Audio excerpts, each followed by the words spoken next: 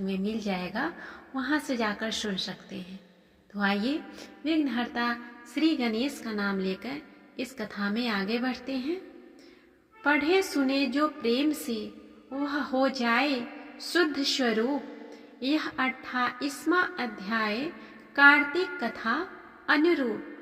धर्मदत्त ने पूछा, मैंने सुना है कि जय और विजय भी भगवान विष्णु के द्वारपाल है।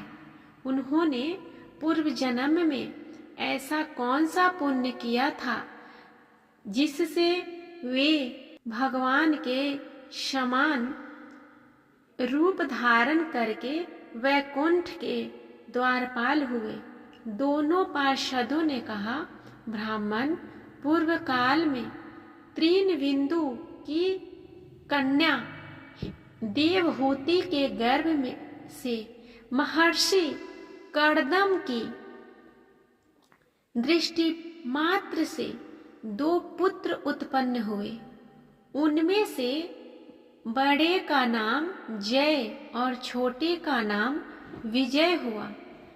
पीछे उसी देवदूती के गर्भ से योग धर्म के जानने वाले भगवान कपिल उत्पन्न हुए। जय और विजय सदा भगवान की भक्ति में तत्पर रहते थे। वे नित्य अष्टाक्षर मंत्र का जप और वैष्णव व्रतों का पालन करते थे। एक समय राजा मरुत ने उन दोनों को अपने यज्ञ में बुलाया। वहां जय ब्रह्म बनाए गए और विजय आचार्य। उन्होंने यज्ञ की संपूर्ण विधि पूर्ण की। यज्ञ के अंत में अवभृत स्थान के पश्चात राजा मरुत ने उन दोनों को बहुत धन दिया। धन लेकर दोनों भाई अपने आश्रम पर गए। वहां उस धन का विभाग करते समय दोनों में परस्पर लौंग डॉट पैदा हो गई। जय ने कहा, इस धन को बराबर बराबर बांट लिया जाए। विजय का कहना था, नहीं, जिसको जो मिला है वह उसी के पास रहे। तब जय ने क्रोध में आकर लोभी विजय को श्राप दिया, तुम ग्रहण करके देते नहीं हो, इसीलिए ग्राह अर्थात मगरमच्छ हो जाओ। जय के श्राप को सुनकर विजय ने भी श्राप दिया, तुमने मद से भ्रांत होकर सांपों को दिया है, इसीलिए तुम मातंग अर्थात हाथी की योनि में जाओ। तत्पश्चात उन्होंने भगवान से श्राप निवृत्ति के लिए प्रार्थना की। श्री भगवान ने कहा, तुम मेरे भक्त हो, तुम्हारा वचन कभी असत्य नहीं होगा। तुम दोनों अपने ही दिए हुए इन शापों को भोग कर फिर से मेरे धाम को प्राप्त हो। ऐसा कहकर भगवान विष्णु अंतर ध्यान हो गए। तदंतर वे दोनों गंड नदी के तट पर ग्राह और गज हो गए। उस योनि में भी उन्हें पूर्व जन्म का स्मरण बना रहा और वे भगवान विष्णु के व्रत में तत्पर रहे। किसी समय वह गजराज कार्तिक मास में स्नान के लिए गंड नदी गया, तो उस समय ग्राह ने सांप के हेतु को स्मरण करते हुए उस गज को पकड़ लिया। ग्राह से पकड़े जाने पर गजराज ने भगवान रमानाथ का स्मरण किया। तभी भगवान विष्णु शंख चक्र और गदा धारण किए वहां प्रकट हो गए। उन्होंने चक्र चलाकर ग्राह और गजराज का उद्धार किया और उन्हें अपने ही जैसा रूप देकर वैकुंठ धाम को ले गए। तब से वह स्थान हरि क्षेत्र के नाम से प्रसिद्ध है। वे ही दोनों विश्वविख्यात जय और विजय हैं, जो भगवान विष्णु के द्वार पाल हुए हैं। धर्मदत्त, तुम भी ईर्ष्या और द्वेष का त्याग करके सदैव भगवान विष्णु के व्रत में स्थिर रहो। समदर्शी बनो।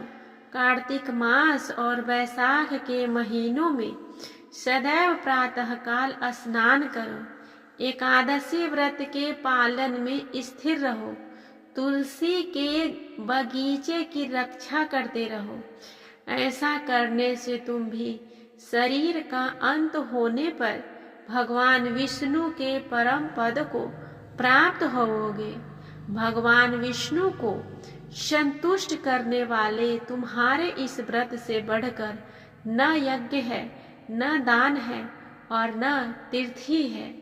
विप्रवर, तुम धन्य हो, जिसके व्रत के आगे भाग का फल पाकर यह स्त्री हमारे द्वारा वैकुंठ धाम में ले जाई जा रही है।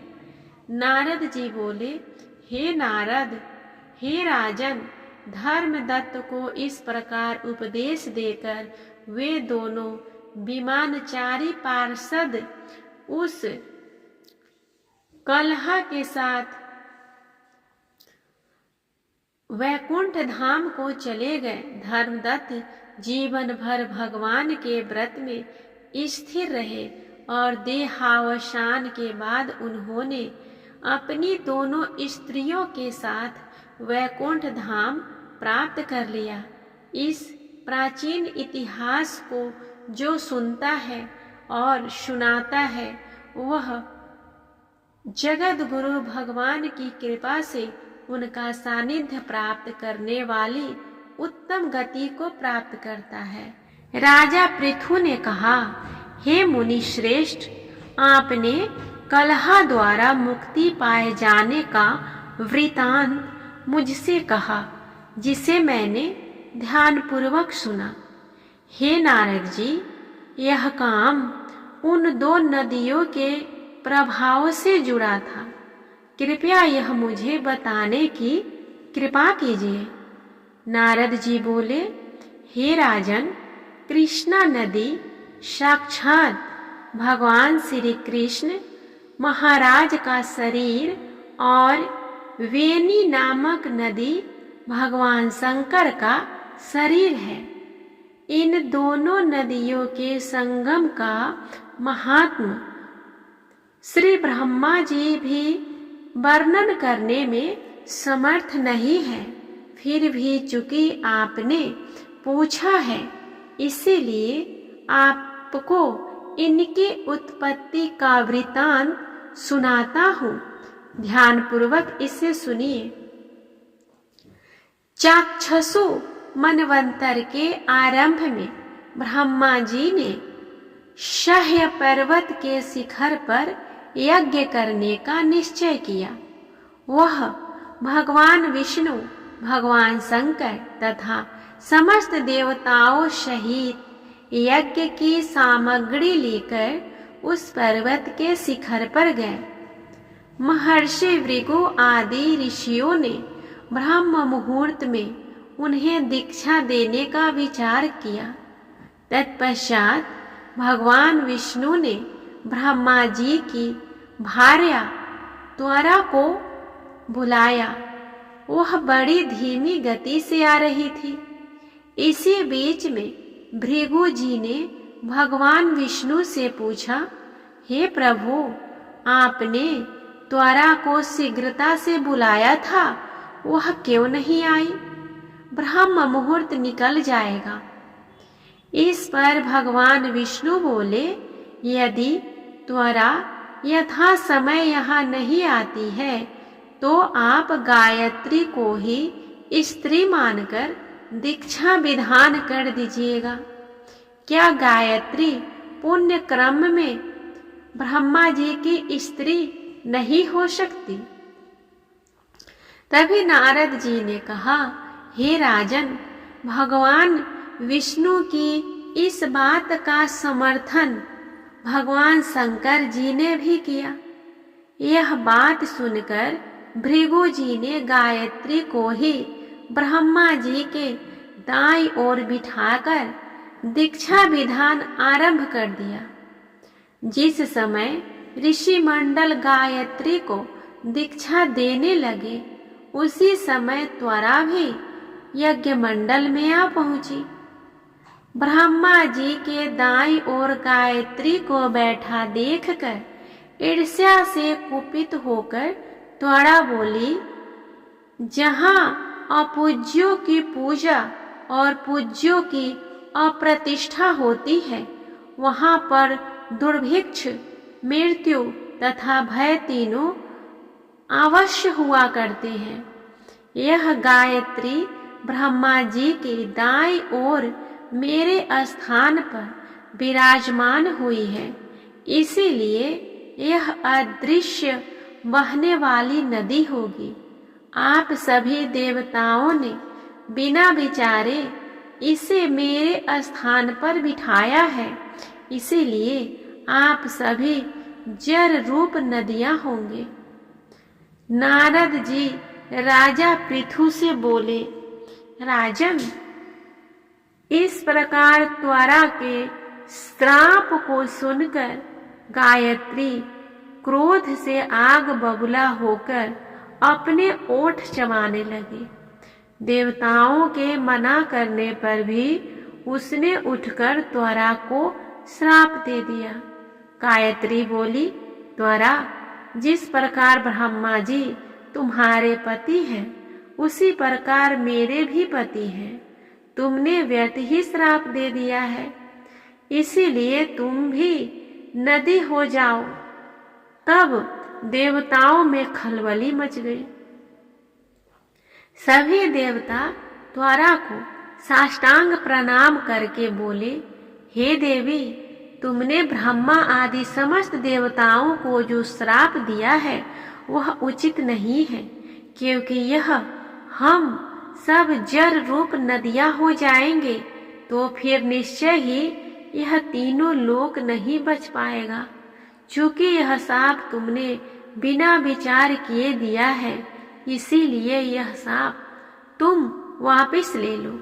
त्वरा बोली, हे देवगण, आपके द्वारा यज्ञ के आरंभ में गणेश पूजन न किए जाने के कारण ही यह विघ्न उत्पन्न हुआ है। मेरा यह श्राप कदापि खाली नहीं जा सकता, इसीलिए आप सभी अपने अंगों से जड़ीभूत होकर अवश्यमेव नदियां बनोगे। हम दोनों शौतने भी अपने अपने वंशों पश्चिम में बहने वाली नदियां बनेंगे। नारद जी राजा पृथु से बोले, हे राजन, त्वरा के यह वचन सुनकर भगवान विष्णु, शंकर आदि सभी देवता अपने अपने अंशों से नदियां बन गए। भगवान विष्णु के अंश से कृष्णा, भगवान शंकर के अंश से वेणी तथा ब्रह्मा जी के अंश से कूदमवती नामक नदियां उत्पन्न हो गई। समस्त देवताओं ने अपने अंशों को जल बनाकर वहीं शह्य पर्वत पर फेंक दिया। फिर उन लोगों के अंश पृथक पृथक नदियां के रूप में बहने लगे। देवताओं के अंशों से सहस्त्रों की संख्या में पश्चिम की ओर बहने वाली नदियां उत्पन्न हो गई। गायत्री और त्वरा दोनों पश्चिम की ओर बहने वाली नदियां होकर एक साथ बहने लगी। उन दोनों का नाम सावित्री पड़ा। ब्रह्मा जी ने यज्ञ स्थान पर भगवान विष्णु तथा भगवान शंकर की स्थापना की। दोनों देवता महाबल तथा अति बल के नाम से प्रसिद्ध हुए। हे राजन, कृष्णा और वेणी नदी की उत्पत्ति का यह वर्णन जो भी मनुष्य सुनेगा अथवा सुनाएगा उसे नदियों के दर्शन और स्नान का फल प्राप्त होगा।